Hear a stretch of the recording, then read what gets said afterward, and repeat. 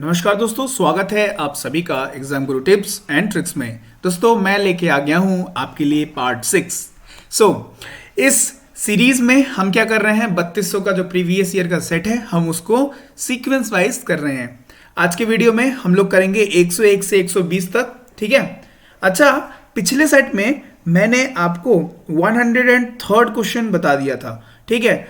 तो इस सेट में हम लोग 101 से ना करके हम लोग 100 से करेंगे और 103 को 103 बताया था, 103 को स्किप करके आगे बढ़ जाएंगे, ठीक है। मतलब जो पिछली बार एक पहले का बता दिया था उसको हम स्किप करके हम लोग आगे बढ़ जाएंगे, ठीक है। तो अगर आप इस प्रैक्टिस सेट को करेंगे, मैं आपको करा रहा हूं, तो आपकी जो तैयारी है बहुत अच्छी होगी, क्योंकि ये जो क्वेश्चंस है यही घूम फिर के आएंगे। अगर आप इस पूरे बुक को बहुत अच्छे से करेंगे, जो कि मैं कराने वाला हूं, तो आपका कोई भी क्वेश्चन नहीं अटकेगा, ठीक है। सब ऑल क्लियर हो जाएगा। तो हम अपने क्वेश्चन में बढ़ते हैं आगे। तो क्वेश्चंस की तरफ बढ़ते हैं। उससे पहले एक आपके लिए, अगर आप एसएससी स्टेनोग्राफर के लिए प्रिपरेशन कर रहे हैं और अगर आप इसका मॉक टेस्ट देना चाहते हैं, तो अनअकैडमी के प्लेटफॉर्म में 5 नवंबर को दोपहर के 3 बजे आपके लिए एसएससी स्टेनोग्राफर का फ्री मॉक टेस्ट है। इसके बाद आपका डिटेल्ड डिस्कशन होगा, उसको आप देख सकते हैं स्लाइड पे। अगर आप इसको एनरोल करना चाहते हैं तो डिस्क्रिप्शन में आपको लिंक मिल जाएगा, आप वहां से एनरोल कर लीजिएगा, ठीक है। तो फिर बढ़ते हैं हम अपने क्वेश्चंस की तरफ। तो आज हम लोग करेंगे कहां से, 100 नंबर से, ठीक है, बुक के हिसाब से। फाइन। बोल रहा है निम्नलिखित तालिका प्रत्येक वर्ष के चावल उत्पादन को दिखाती है। अध्ययन करें और नीचे दिए गए प्रश्नों के उत्तर दीजिए। वर्ष 2005 में 325, ये देखिए टन में है, ठीक है। 2006 में 438 टन, 2007 में 429 टन, 2008 में 258 टन, 2009 में 495 टन। अब बोल रहा है 2005 से 2009 की अवधि में चावल का औसत उत्पादन कितना है। तो क्या करूंगा, इन सबको जोड़ूंगा और कितना है 1 2 3 4 5 से इनको डिवाइड कर दूंगा। सिंपल है, 325 प्लस 438 प्लस 429 प्लस 258 प्लस 495 और डिवाइडेड बाई 5 करूंगा तो क्या निकल जाएगा, एवरेज निकल जाएगा, है ना। सो आंसर आपका आ जाएगा, मैं सीधे लिख देता हूं 389, ऑप्शन नंबर बी। बढ़ते हैं नेक्स्ट क्वेश्चन की तरफ। क्वेश्चन बोल रहा है, वही टेबुलर फॉर्म में टेबल है। सो देखिए, इस बार बोल रहा है वर्ष 2005 की तुलना में 2009 में हुई उत्पादन की वृद्धि की प्रतिशत क्या है। 2005 में कितना था 325 और 2009 में कितना हो गया 495, मतलब पहले था 325 और अभी बढ़ के हो गया 495। तो ध्यान से देखिए कितना बढ़ा ये 170, और 170 किस पे बढ़ा, 325 पे बढ़ा। वही तो पूछ रहा कितने परसेंटेज बढ़ा, मल्टीप्लाई बाई 100। सो जब हम सॉल्व करेंगे तो आएगा 52.3%, ऑप्शन नंबर सी। बढ़ते हैं नेक्स्ट क्वेश्चन की तरफ। नेक्स्ट क्वेश्चन क्या बोल रहा है, ध्यान से देखिए। 2007 की तुलना में वर्ष 2008 में उत्पादन में कितनी गिरावट आई। 2007 में कितना था 429 था, 2008 में कितना हो गया 258 हो गया। सो ध्यान से देखिए 429 था और 258 हुआ। सो कितनी गिरावट आई, 117 की आई गिरावट। किस पे आई, 429 पे आई, multiply by 100 for find out what's the percentage, ठीक। सो जब हम इसको सॉल्व करेंगे तो मेरा निकल जाएगा 39.86 के, which is equal to 40%, option number A. बढ़ते हैं नेक्स्ट क्वेश्चन की तरफ। बोल रहा है एक निश्चित साधारण ब्याज के दर पर एक राशि 8 वर्ष में स्वयं का 3 गुना हो जाती है। ओके, 8 वर्ष में स्वयं की 3 गुनी, 3 टाइम्स स्वयं की 3 गुनी। ओके, ध्यान दीजिएगा, साधारण ब्याज का केस है ये, साधारण ब्याज का केस है। सामान्य ब्याज दर पर इसी राशि पर 5 गुना होने में कितना समय लगेगा, कितना 5 गुना, कितना 5 गुना इसका मतलब 5 टाइम्स और हो जाएगा। इसका मतलब ये किसकी बात हो रही है? 5 टाइम्स मतलब 6 टाइम्स की बात हो रही है, खुद का बोल रहा है ना। फिर से पढ़िए, सामान्य ब्याज के दर पर इस राशि का गुणा, इस राशि का 5 गुना होने में कितना समय लगेगा? सो देखिए यहां पे भी मल्टीप्लाई बाय 2 हुआ और यहां पे भी मल्टीप्लाई बाय 2 कर दूंगा, आंसर आपका जाएगा 16 इयर्स, ऑप्शन नंबर सी। बढ़ते हैं नेक्स्ट क्वेश्चन की तरफ। बोल रहा है यदि 16 by A is equal to 16 by A is equal to 1 upon under root of 0.25 है तो ए का मान ज्ञात करें। So what we can do is, हम लोग इसका स्क्वायर कर देते हैं, दोनों तरफ स्क्वायर कर देते हैं, तो नीचे आ जाएगा 0.25 है ना। तो 16 का स्क्वायर 256 और मल्टीप्लाई बाई, हाँ 1 सेकेंड, एक मिस्टेक हो गया है।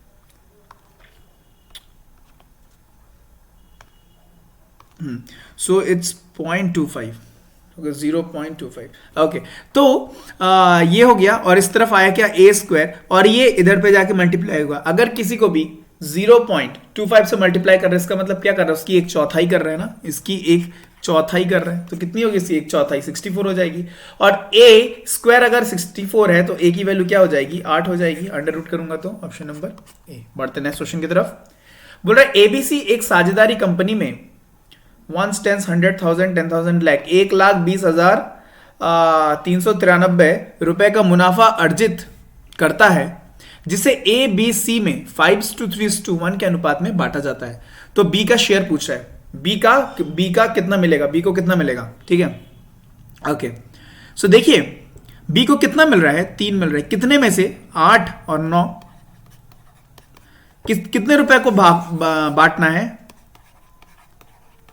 फाइन। तो ये कितना हुआ 1/3, 3 से ये गया, सो 4 40 1 3 1 40,131 है ऑप्शन नंबर बी। बढ़ते हैं नेक्स्ट क्वेश्चन की तरफ। बोल रहा है दो संख्याओं का महत्तम समा परवकता परवक okay whatever it is HCF, थोड़ी सी दिक्कत हो रही है। इट्स HCF क्या है, 24 है, इसका LCM निम्नलिखित में से कौन सा हो सकता है, ठीक है।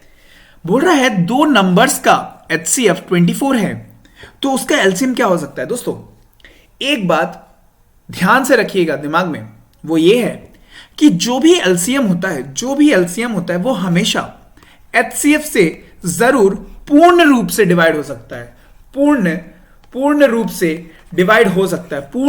डिवाइड हो सकता है, ठीक है। Means the LCM will be completely divisible by HCF दिया गया है 24, मतलब मुझे ऑप्शन में एक ऐसा नंबर ढूंढना है जो 24 से पूरी तरीके से विभाजित हो सके। 118 नहीं है, 128 भी नहीं है, 136 भी नहीं है, एक ही ऑप्शन नंबर है बी। अंडरस्टूड। तो LCM होने का भागीदारी कौन निभाता है, 144, ऑप्शन नंबर बी। बढ़ते नेक्स्ट क्वेश्चन की तरफ।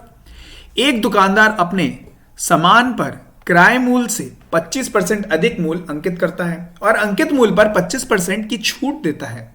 कुल लाभ या हानि कितने परसेंट हुआ।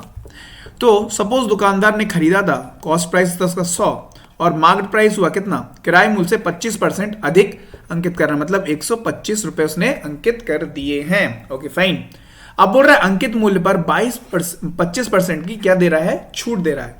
अब इस पे क्या कर रहा है, 25% का क्या दे रहा है, डिस्काउंट दे रहा है। डिस्काउंट किस पे दिया जाता है, अंकित मूल्य पर, मतलब मार्केट प्राइस पर। अंडरस्टूड। तो कितना मिलेगा छूट, छूट मिलेगा कितना, 31.25, राइट फाइन, 31.25 का छूट मिलेगा। तो घट के कितना हो जाएगा, ये आपको हो जाएगा 93.75। तो देखिए तो उसकी कॉस्ट प्राइस थी ये, अब छूट देने के बाद उसको बेचना पड़ रहा है इतने में, ये हो गया क्या, सेलिंग प्राइस, ठीक है। इसका मतलब क्या होगा, उसको तो घाटा हो गया, कितने का हो गया, 6.25 का, उसको क्या हुआ, लॉस। इसका मतलब ऑप्शन नंबर बी। बढ़ते हैं नेक्स्ट क्वेश्चन की तरफ। क्या बोल रहे हैं, यदि एक समांतर चतुर्भुज ABCD का क्षेत्रफल 25 वर्ग सेंटीमीटर है तो त्रिज्या BCD का क्षेत्रफल ज्ञात करिए। अच्छा समांतर चतुर्भुज है, क्या बोल रहा है, ABCD कितना दिया हुआ है, 25। अब देखिए बी सी डी का पूछ रहा है। अगर पूरे का अगर 25 है तो ऑब्वियसली बात है इस ट्राइंगल का कितना होगा, इसका आधा हो जाएगा 25 divided by 2 which is 12.5 centimetre वर्ग, है ना। सो 12.5 वर्ग सेंटीमीटर, ऑप्शन नंबर डी। यहां ध्यान से देखिएगा, यहाँ सेंटीमीटर है, वर्ग एक एक में छोड़ दिया है, तो जल्दीबाजी मत कर दीजिएगा, ठीक है। बढ़ते हैं नेक्स्ट क्वेश्चन की तरफ। बोल रहा है एक 250 मीटर लंबी रेलगाड़ी एक विद्युतीय खंभे को 8 सेकंड में पार करती है। यदि वह प्लेटफॉर्म को पार करने में 20 सेकंड लेती है तो प्लेटफॉर्म की लंबाई कितनी है। दोस्तों, दो केस दिए गए हैं। पहले केस में वो एक विद्युतीय खंभे को क्रॉस कर रही है और दूसरे केस में वो एक प्लेटफॉर्म को क्रॉस कर रही है। दोनों केस में क्या सेम हो सकता है, बताइए, सोचिए। उनकी स्पीड सेम हो सकती है ना। So speed is equal to speed, so speed is equal to what, distance upon time. तो यहां पे भी डिस्टेंस अपॉन टाइम। अच्छा, पहले वाले केस में वो इसको क्रॉस कर रहा है खंबे को, इसका मतलब वो खुद की लंबाई को ही सिर्फ क्रॉस करेगा। इसका मतलब distance is what 250 and divided by T, time मतलब कितने सेकंड लगाया था उसने, 8 सेकंड, which is equal to distance. अब 250 मीटर खुद की तो पार करेगा ही करेगा जब वो प्लेटफॉर्म को क्रॉस करेगा, और प्लेटफॉर्म की भी लेंथ को क्रॉस करेगा, और उसी लंबाई को पूछा गया तो उसको ले लेता हूं सपोज x, और डिवाइडेड बाय इस बार कितना समय लगेगा, 20 सेकेंड। बस x पता कर लो, हो जाएगा। सो ये कितना हुआ, ये हो जाएगा आपका 5000 divided by 5 which is equal to 250 plus x, तो ये कितना हो जाएगा 625 minus 250 which is equal to x। तो x की वैल्यू कितनी हो जाएगी 375 मीटर, ऑप्शन नंबर ए। बढ़ते हैं नेक्स्ट क्वेश्चन की तरफ। 1 सेकेंड, 375 बोल रहा है यदि 4 का cube multiply by 5 to the power 6 is equal to 10 to the power m है, तो m का मान ज्ञात करिए। ध्यान से देखिएगा, 4 to the power 3 multiply by 5 to the power 6 is equal to how much, 10 to the power m।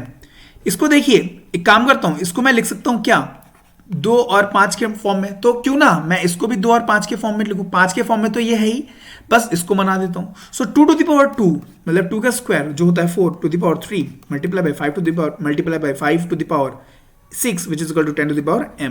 तो ये क्या हो जाएगा, आपको पता है अगर x के पावर y है और उसके पावर z है, तो आपको पता है x के पावर क्या हो जाता है, y इंटू z हो जाता है। Same condition, 2 to the power 6 हो गया, 2 इंटू 3 6 होता है, और 5 to the power 6 which is equal to 10 to the power m। तो आप देखिए, इसको मैं बेस को मल्टीप्लाई कर दूं, 10 to the power 6 is equal to 10 to the power m। So m की वैल्यू 6, ऑप्शन नंबर बी। बढ़ते नेक्स्ट क्वेश्चन की तरफ। बोल रहा है यदि निम्नलिखित आंकड़ों में बहुलक 52 है तो x का मान ज्ञात करें। बहुलक मतलब जो भी सीरीज में सबसे ज्यादा बार आया हो, ठीक है, जो सबसे ज्यादा बार आया हो। तो देखिए 52 बोला बहुलक, इसमें 52 कितनी बार है, 1 है, 2 है, ओके 2 52 है। अब 45 कितना है, 1 है, और है क्या 45 नहीं, 45 और नहीं है। 49 है क्या, और नहीं है। 54 है क्या, और नहीं है, 1 ही है। 56 कितने, 1 है, 2 है। इसका मतलब बहुलक होने के लिए उसको क्या होना पड़ेगा, बहुलक तो 52 है, मतलब यहां पर क्या होना पड़ेगा, उसको 52 होना पड़ेगा, तभी तो 52 3 हो जाएंगे, 1 2 और 3 हो जाएंगे, तभी वो बहुलक कहलाएगा। इसका मतलब 6x minus 3 is equal to 52 is equal to x is equal to 52 plus 3 which is equal to how much, 55, option number B. बढ़ते नेक्स्ट क्वेश्चन की तरफ। बोल रहा है निम्नलिखित चार्ट कक्षा के छात्रों द्वारा खेले गए खेलों को दर्शाता है। यदि 165 छात्र खेल खेलते हैं तो विद्यालय में छात्रों की कुल संख्या कितनी है। ध्यान से देखिएगा, गेम ए, गेम बी, गेम सी, गेम डी, गेम ई, 5 गेमों के बारे में बताया गया है, और ये बताया गया है कि कितने स्टूडेंट इस गेम को खेलते हैं। बताया गया है इसमें कि जो डी खेल है, जो खेल डी है, वो कितने स्टूडेंट्स खेलते हैं, 165। लेकिन यहां पे ग्राफ में देखिए, उसको खेलने वाले कितने लोग हैं, उसको खेलने वाले कितने लोग हैं, 15%। इसका मतलब 15% की जो वैल्यू है वो कितनी दी गई है, 165 दी गई है, और कुल छात्र कितने होंगे, 100% होंगे। तो 100% की वैल्यू क्या होगी, 165 divided by 15 multiply by 100। So this is equal to how much, 11। So 1100 1100, option number A. बढ़ते हैं नेक्स्ट क्वेश्चन की तरफ। यहां पर चावल के 3 ढेर हैं जिनका वजन 120 किलो, 144 किलो और 204 किलो है। एक बैग की अधिकतम क्षमता ज्ञात करें ताकि प्रत्येक ढेर की चावल के बैग की सटीक संख्या में पैक किया जा सके। समझ में आया कौन सा क्वेश्चन है? एचसीएफ का क्वेश्चन है। अगर ये एचसीएफ का क्वेश्चन है तो किसकी एचसीएफ निकालना है? 120, 144 एंड 204 का क्या निकालना है? एचसीएफ निकालना है। Okay, understood. आइए, सो ध्यान से देखिए इस ऑप्शंस में, क्या ये 15 से जाएगा? कोई भी नहीं जाएगा, इसका मतलब ये तो काट दो। क्या ये 18 से जाएगा? ये तो चला जाएगा, ये भी चला जाएगा, लेकिन ये नहीं जाएगा 204, इसको भी काट दो। अब आती है बारी 12 की। क्या 12 से जाता है? बिल्कुल 10 बार में जाता है। ये जाता है क्या? 12 का तो स्क्वायर है। ये जाता है क्या? बिल्कुल जाता है। आंसर क्या हो गया? ऑप्शन नंबर ए। एचसीएफ निकालो, आंसर पाओ। बढ़ते हैं नेक्स्ट क्वेश्चन की तरफ। बोल रहा है यदि a प्लस बी का whole square is equal to 10 है तो और a टू बी 1:3 है तो a b ज्ञात करें। अच्छा क्वेश्चन है, ध्यान दीजिएगा। सो a प्लस बी का होल स्क्वायर अगर बोल रहा है 100 है, सो a प्लस बी क्या होगा? अंडर रूट कर दो, 10 होगा। लेकिन एक कंडीशन बताई गई है कि a टू b जो है वो क्या है? 1:3 है, मतलब a 1 है और b 3 है, इस रेशियो में। तो मैं इसको लिख सकता हूं क्या कि a की जो वैल्यू है a अपॉन टोटल, इसको मैं लिख सकता हूं ना 1/4, और दोनों का सम कितना दिया हुआ है? टोटल मतलब a प्लस बी है ना, कितना दिया हुआ है? 10, मतलब a की वैल्यू ये हो गई क्या? 2.5, सॉरी इट्स 2.5। अगर ये 2.5 है और a प्लस बी 10 है, सो b की वैल्यू क्या हो जाएगी? 7.5। तो मुझे पता चल गया a और b दोनों पता चल गए। अब क्या करना? मल्टीप्लाई कर देना a into B, which is 2.5 multiply by 7.5 which is equal to 18.75। Option number C. बढ़ते हैं नेक्स्ट क्वेश्चन की तरफ। बोल रहे एक परीक्षा में 40 छात्रों द्वारा प्राप्त किए गए अंकों का मध्य 72.5 है, 72.5 है। बाद में वह पता चला कि गलती से एक छात्र के अंक 84 की जगह 48 लिख गया थे। ठीक है, लिख गए थे। सही मध्य ज्ञात करें। ओके, होना कितना चाहिए था? गलती से एक छात्र का अंक 84 की जगह होना कितना चाहिए था? 84, लेकिन लिख कितना गया है? 48। इसका मतलब मैंने कम कैलकुलेट कर लिया है, मतलब कम निकाल दिया। इसका मतलब मध्य जो होगा इससे क्या होना चाहिए? ऑब्वियसली ज्यादा होना चाहिए। क्या होना चाहिए? ज्यादा होना चाहिए। कौन, कितने ऑप्शन है ज्यादा वाले? अच्छा 3 ऑप्शन है, तो ये वाला तो काट दो। ठीक है, अच्छा तो देख लेते हैं डिफरेंस कितना आ रहा है। जैसे डिफरेंस देखा कितना हुआ? ये 2 6 36 का डिफरेंस हुआ। मतलब 36 को मुझे 40 लोगों में बांटना है प्लस करके, तो ये कितना होता है? 1/9। इसका मतलब मुझे 0.9 हर में बढ़ाना है। मतलब 72.5 में अगर मैं 0.9 को बढ़ा दूं तो मेरा आंसर आ गया। कितना हो जाएगा? 73.40। Option number D. समझ में आ गया ये क्वेश्चन? कुछ भी सॉल्यूशन करने की जरूरत नहीं है, कुछ भी सॉल्व करने की जरूरत नहीं ज्यादा खासा, इतना बस दिमाग लगाना है और आंसर पाना है। ठीक है, अदरवाइज क्या करते आप? 40 मल्टीप्लाई बाई 72, अदरवाइज क्या होता? 40 मल्टीप्लाई बाई 72.5 करते, जो भी आपका आंसर आता उसमें से आप क्या करते? उसमें से आप 36 प्लस कर देते, उसमें आप 36 और प्लस करके फिर 40 से डिवाइड करते, फिर आपको आंसर मिल जाता। अदरवाइज आप ये शॉर्ट अपना थोड़ा सा दिमाग चलाओ। बढ़ते हैं नेक्स्ट क्वेश्चन की तरफ। You have to do what? Smart work, not hard work. सरल करें। ठीक है, सिंप्लीफाई का क्वेश्चन है। So 3 divided by 7 1/3 plus 3 divided by 7 1/7। तो नीचे वाले को क्या लिख सकता हूं मैं? 3 7 21 और 22/3। और ये जो 3 है 3 चला जाएगा ऊपर, तो मैं लिख सकता हूं 9/22 प्लस यहां 21 22 22/7, 7 को ऊपर कौन दूं तो कितना हो जाएगा? 21/22। तो कितना हो जाएगा? 30/22। तो कितना हो जाएगा? ये 15/11। तो कितना हो जाएगा? 11 1 4। ये आ गया कहानी 1 4/11 आ गया ना, 15, right. Option number. Next question सरल करें। 8 1/3 मल्टीप्लाई बाई 4 1/5 डिवाइडेड बाई 5 1/4। सो सबसे पहले इसको मैं फ्रैक्शन में कन्वर्ट कर लेता हूं।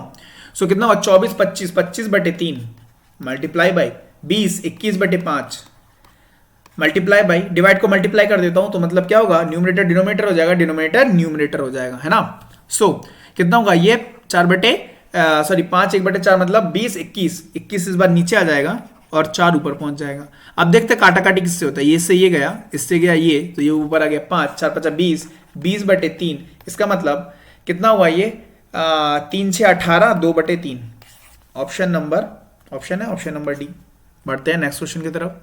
बोल रहा है 2 वर्ष में एक मूलधन पद 5% वार्षिक दर से चक्रवृद्धि ब्याज और समान समय में उसी मूलधन पर साधारण ब्याज पर 10 रुपए से 10 रुपए ज्यादा है। मतलब बोल रहा है CI माइनस SI का केस है। CI जो है SI से 10 रुपए ज्यादा है। ये 2 वर्ष का केस है। जब मैंने आपको पहले ही बताया, जब भी 2 वर्ष का केस है और जितना भी परसेंटेज का बोले उस परसेंटेज का कर दो, स्क्वायर कर दो, मतलब 5 का स्क्वायर 25 और पीछे एक डॉट लगा दो। इसकी वैल्यू जो होती है ये डिफरेंस होता है 10। अगर 25 की वैल्यू 10 है तो 100% की वैल्यू कितनी होगी? 4 वाला ऑप्शन 4000, ऑप्शन नंबर सी।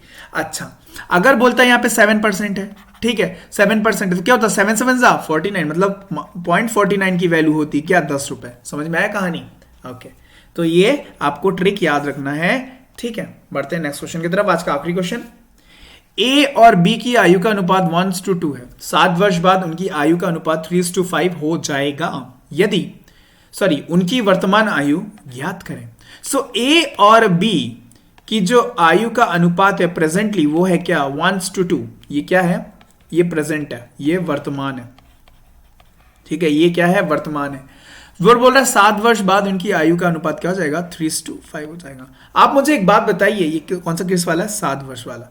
आप मुझे एक बात बताइए, चाहे आपकी और आपके दोस्त की अभी जो उम्र में डिफरेंस है, क्या 50 साल बाद वो डिफरेंस चेंज हो जाएगा? नहीं, वो एक साल का डिफरेंस है तो 1 साल का 1 साल ही रहेगा, 10 साल का तो 10 साल का 10 साल ही रहेगा डिफरेंस, है ना। सो सेम कंडीशन में 1 और 2 के बीच में डिफरेंस है 1 और 3 और इसके बीच में 2। भैया ये चेंज तो हो नहीं सकते इनके बीच में डिफरेंस, ए और बी के बीच में। तो क्या करूं मैं? सेम कर दूं। तो इसको क्या कर दूं मैं? इसको मैं मल्टीप्लाई बाय 2 कर दूं। तो ये क्या बदल के आ जाएगा 2:4 हो जाएगा, है ना। 2 × 1 2 और 2 2 4 और ये कितना हो जाएगा 3:5 हो जाएगा। अब देखिए तो इसके बीच में 2 का गैप, इसके बीच में भी 2 का गैप। चलिए सेटिस्फाई हो गए हम, ठीक है। अब यहां देखिए 4 से 5 मतलब कितने की बढ़ोतरी है? 1 पे। मतलब ये किसकी कहानी है? 7 वर्ष बाद की कहानी है। मतलब 1 की वैल्यू 7 है और किसकी पूछ रहा है? वर्तमान में। वर्तमान में कौन हो गया? 2 और 4 हो गया। तो ए की उम्र, ये ए है और ये बी है, ए की उम्र कितनी हो जाएगी 7 × 2 विच इज इक्वल टू 14 और बी की हो जाएगी क्या? और बी की हो जाएगी क्या 7:4 विच इज इक्वल टू 4 7 28, 14 और 28 है ऑप्शन नंबर। तो दोस्तों ये था आज का सेशन। 120 तक हम लोग ने कर लिया है। आई होप आपको वीडियो समझ में आ गया होगा। अगर आपको इसका पीडीएफ चाहिए हो तो टेलीग्राम चैनल को आप ज्वाइन कर लीजिएगा, वहां पे आपको पीडीएफ मिल जाएगा, ठीक है। और आप वीडियोस देख रहे हैं और आप सब्सक्राइब नहीं कर रहे हैं, ये तो गलत बात है। चैनल को भी जल्दी से सब्सक्राइब कर लीजिएगा, ठीक है। तो मिलते हैं आपसे नेक्स्ट वीडियो में, तब तक के लिए bye bye and have a nice day.